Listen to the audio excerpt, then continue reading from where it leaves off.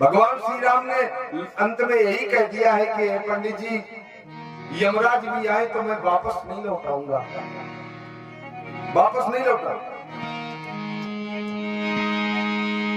हम किसी और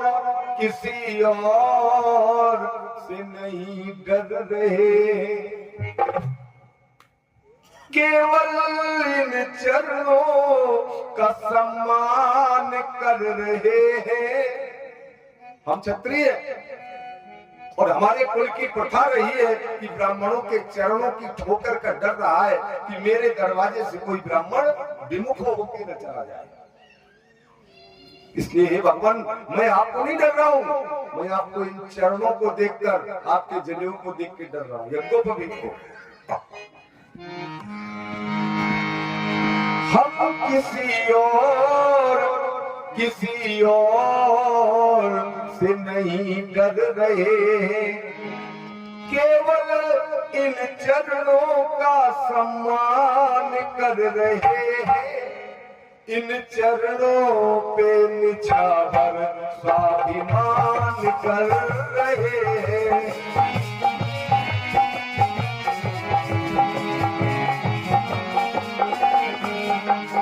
इन चरणों पे निछावर स्वाभिमान कर रहे हैं।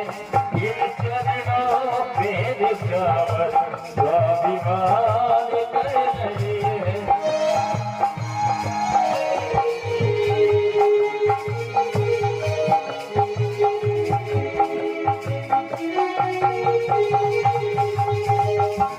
हमारा स्वाभिमान ब्राह्मणों के चरणों में है भगवान, लेकिन अगर यमराज भी हमें ललकारे तो हम पीछे नहीं हटते ना। परशुराम जी को लगा कि यमराज से लड़ने वाला तो कोई साधारण नहीं होगा ना, क्योंकि अभिमान में व्यक्ति कभी कभी बहुत कुछ भूल जाता है। तो राम रमापति कर धन ले, हे राम जी विष्णु जी का धनुष चढ़ाइए। अब परशुराम जी कह रहे हैं, मैं चौपाई पहले दिन से पढ़ रहा हूं ना कि राम कवन पूछो प्रभु को ही। परशुराम भगवान भी स्पष्ट कर रहे हैं कि राम विष्णु के अवतारी नहीं है। क्यों? क्योंकि राम रमापति कर धन ले। अगर राम रमापति है, विष्णु है, तो फिर धनुष इनका इन्हीं को क्यों दे रहे कि चढ़ा दो? विष्णु होंगे तो चढ़ाएंगे। और विष्णु के अवतारी तो समय परशुराम जी है। परशुराम जी खुद राम भी लिखा है और रमापति भी लिखा है। अगर ये रमापति ही है तो फिर राम लिखने की आवश्यकता का, अगर राम है तो फिर रमापति का धनुष चढ़ाइए। अगर आप उनसे भी बड़े हैं, श्रेष्ठ है तो चढ़ाइए।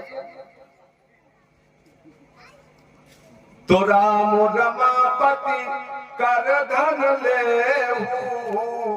खेचो, चला दिया। भगवान ने इनकी एक विद्या नष्ट कर दी।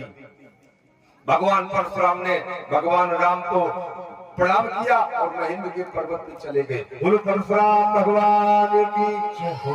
इसके